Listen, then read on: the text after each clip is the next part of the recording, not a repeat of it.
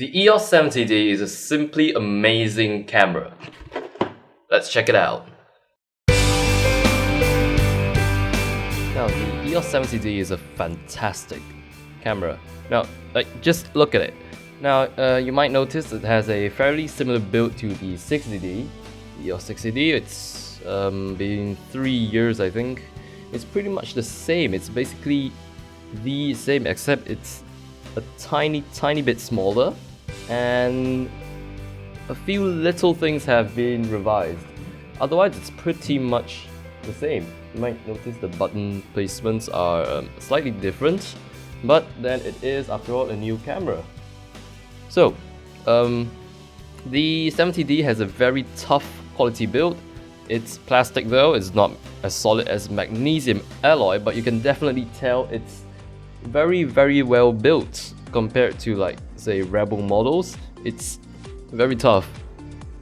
So apart from being tough, it is also weather sealed.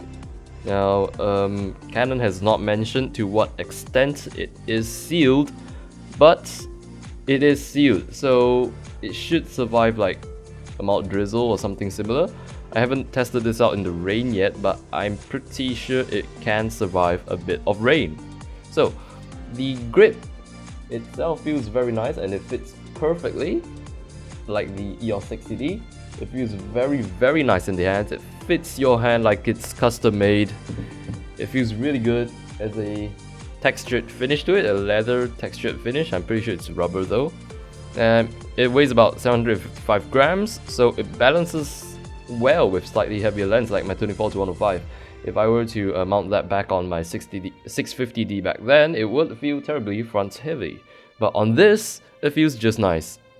Now, the 70D is a semi-pro camera. The shutter button is the clicky type, sorry about that. It has one of those clicky shutter buttons. That means it's pretty much the same as a 60D or the 650D, the Rebel series. It's not one of those squishy shutter buttons where you can't feel the step like the 7D or the 5D Mark III. But still, it doesn't make too much of a difference for me. One of the new features is the AF point selection button right here. What is it? Right here. It's a new button. It's a little bit like the 5D Mark III's manual function button, except it's not manual function, it's AF point selection. That means basically you press this button to select your AF points. So unfortunately, this is not configurable, so whoops. Now, another thing I really like about the 70D is its dial is the same as the Pro dials compared to, say, the old Rebel cameras. So the dial is rubber. It has a rubber finish to it, so it feels very good, and it's a lot better to turn. The dial on my 650D is rock hard. It takes a lot of force to turn, and it kind of wants to strip the skin off your fingers. But this one feels just right. It's perfect. Now you also have the top LCD, self-explanatory, and you have the AF on button here, which you will usually find on series cameras, and you have the movie photo switch. That means I think they stole this over from the 7D or the 5D3. That means if I want to go into movie mode, I just flick the switch, poof, movie mode. It's convenient. They didn't have that on the 60D, so nice improvement. And you have the old 60D or 6D style dial. It's one secondary dial on the outside and a set button and squishy 8 direction control dial here. You can also lock this as a lock switch. Now, something very awesome about this camera is it has the 3-inch fully articulated touchscreen, which is introduced in the 650D and also present in the 700D. Now the 70D also has it. It's a fully articulated screen. You can twist it, flip it and it's touchscreen, which I actually really like. Now, also you have the old mode dial lock, which is present in the 60D 5D Mark III. This one is a little bit like the 700D. It can go all the way around. You can just turn it all the way, 360 degrees. No big deal actually, but still, in terms of ergonomics, the depth of field preview button is located on the right side, which was a bit of a shock for me because the depth of field preview button on my 650D was on the left hand side, so it's gone to the opposite side. So I'm not sure why that happened, but then I'm fine with both. The 70D takes LPE6 batteries. Good battery life. You can get quite a decent amount of shots off of a single charge. And despite being a very video serious camera, it has no audio out jack. How disappointing.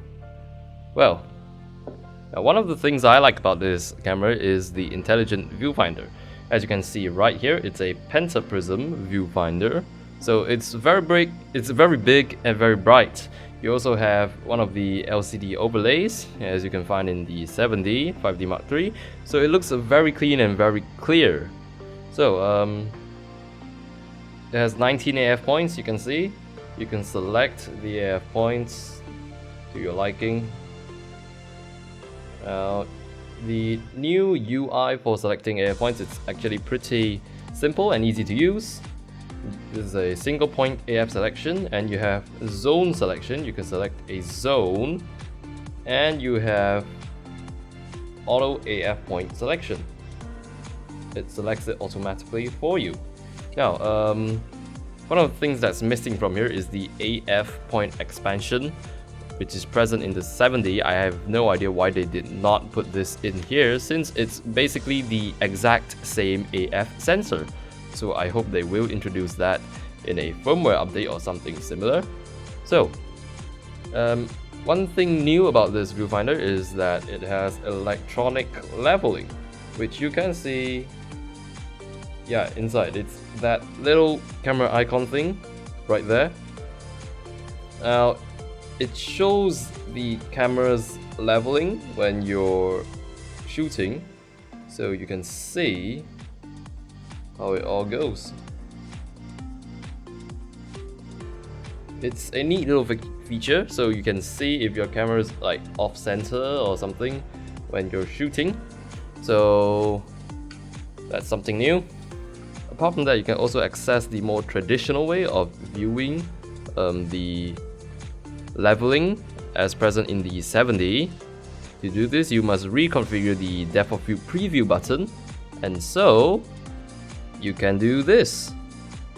Now this is the old leveling method as present in the 7D. Use the AF points to show if your camera's off center, which is fairly redundant, but still it's pretty much your own preference if you prefer the little camera thingy icon or the old bubble style balance thingy. So you also get a 2-digit display of the buffer information. So now you can see up to 99 shots, which in Rebel series cameras you can only see up to 9 shots. That's a big difference. Now, in terms of performance, the EOS 70D is really quite good. Now, it has 19 AF points, so it's quite advanced. The AF is really great. It can track fast-moving subjects very nicely. It's as good as the 7D. Now, the focus is fairly well in low light, the face detection autofocus. Now, it's very slow, but eventually it still achieves focus. Now, the 70D also has a 7 FPS drive mode, which is really quite quick. It's awesome. And the ISO the low light performance on this is actually quite good as well. Your images are usable up to ISO 3200, with ISO 6400 still decent. That is quite remarkable. And in the 70D, you finally have silent drive modes. Now you have quite a variety of silent drive modes. You have silent single, silent continuous, and you have two modes of live view silent shooting. So I'm gonna show you a little video I made earlier on the drive modes and the shutter sounds that the 70D makes when it's in different drive modes.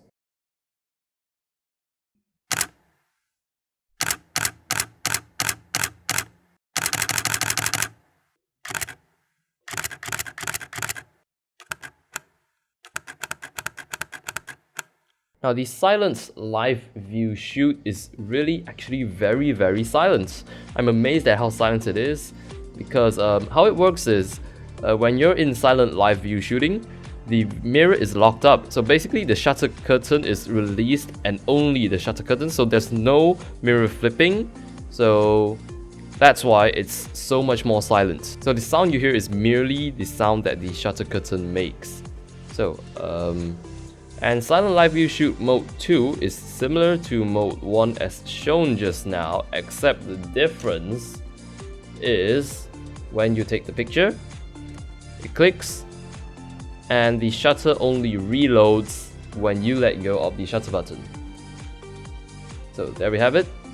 Now the Live View AF on this is very impressive with the new Dual Pixel CMOS AF sensor technology. Now it does seem to work a lot better with STM lenses, but it's also usable with USM lenses, but it won't perform as well as STM lenses. So to give you a brief idea on how good it is, I'm going to show it to you. Alright, now I'm shooting a video with the EOS 70D now. So when I turn on AF, I'm using AF now, okay, just only AF. You can see how fast and quick it is in acquiring focus. Now, for your information, I'm shooting with a 50mm USM 1.4 at 1.4, so it's extremely thin depth of field, and still it can lock focus this quick. Now this is the standard AF mode. That means it focuses as fast as it can. So you can see there's pretty much no hunting. It's extremely quick. It locks on focus right away.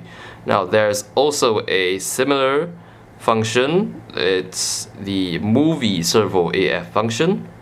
That means it does the same, except it purposely drives the focus slower. So it's like a smooth focus pull. I'm gonna show that to you now. Alright, we're now in movie servo AF. Now, as you can see, it's a nice smooth pull, and you control how it works by basically touching the touch screen, so it would change the focus point accordingly. Now this is a very useful feature. I'm extremely impressed with how well it actually works. So there's a very good example of very good live view AF.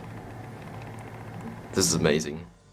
Alright, so the EOS 60D, the EOS 70D, sorry, also has a built-in Wi-Fi, which is similar to that of the 6D, but it only has Wi-Fi but no GPS. You need an external GPS device to use GPS.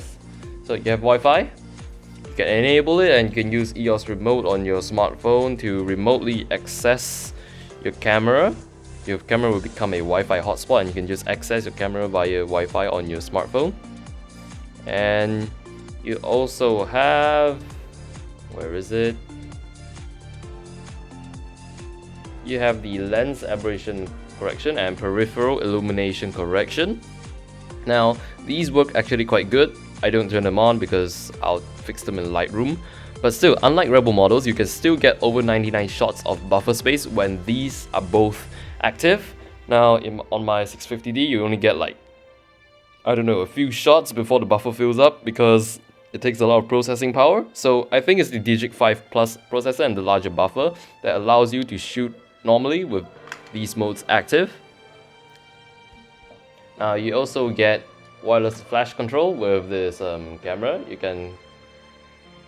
can be used as a master unit for controlling slave speedlight flash units. Now you also have a multiple exposure and HDR mode, which I think borrow over from the 5D3. And one very neat feature is that you can actually disable exposure simulation. Now this might not make sense for most of you, but still, if you're shooting with extension tubes, disabling exposure simulation is a very nice feature, especially if you're shooting with accessories like extension tubes, because with exposure simulation on, they can really screw up your exposure. So it's best to just turn them off and go manual. Now the touchscreen also has a sensitive mode to it. Where is it? Yes. Okay. This is the standard mode. That means if I use the touchscreen with my finger, alright, it works.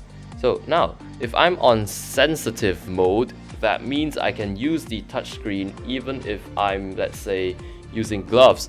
Now to demonstrate this, I'll get a microfiber cloth. Alright, so I'm gonna cover my finger with it. Usually touch screens would not work while you're wearing gloves or your finger is covered with fabric, but the touchscreen still works. It works perfectly. So this is a very neat feature if you plan to operate the touchscreen using gloves, which I probably wouldn't do. You can also disable the touchscreen. Now you can also view the battery information because it runs on LPE6 batteries. They are quite intelligent, so you can see how much of it is remaining right here, and you can even check on the recharge performance. Now the 70D also has a custom C mode. You can customize the C mode. Alright, and now you also have control over tracking parameters like those present in the 7D, 5D and 1DX. So you can choose how you like your AF to perform. And finally, you have AF micro adjustment. Yes, AF micro adjustment is finally back. This has been removed in the 60D. I have no idea why, but then it's good to have it back.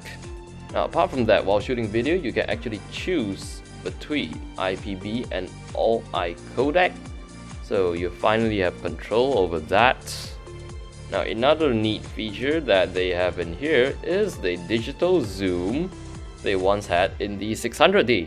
After that it's gone missing, but now it's back in the 7D, the 70D, sorry, I keep messing it up. Alright, so you get to magnify your image 3 to 10 times using this feature. So yeah, it's pretty weird. But then it's a neat feature to have because it basically magnifies your image without losing any resolution, since you're shooting in 1080p and you have a 20 megapixel sensor, so that's fine.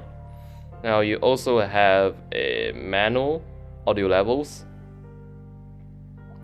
Now unlike the 5D Mark III, although you can manually set it like so, you can't actually change the audio levels while you're recording video. But then the thing is, you can monitor them during shooting because you have these what are these, the level thingies jumping about. Although you can't monitor them through headphones and you can't change the audio level while you're mid recording, but still you can have these bars on screen, which is not present on many cameras, so that's something that's really quite good. And you also have timecode. You can set timecode, which is a 5D Mark III exclusive feature. Now it's in 70D. and also you have the old user's video snapshot. Alright, so this has been my review of the EOS 70D. I hope this has helped many of you in whether to purchase the 70D or you're having some issues with it. Now feel free to ask any questions in the comment section below, or leave me a like, leave me a comment, subscribe. Thanks, and I'll see you all in the next video.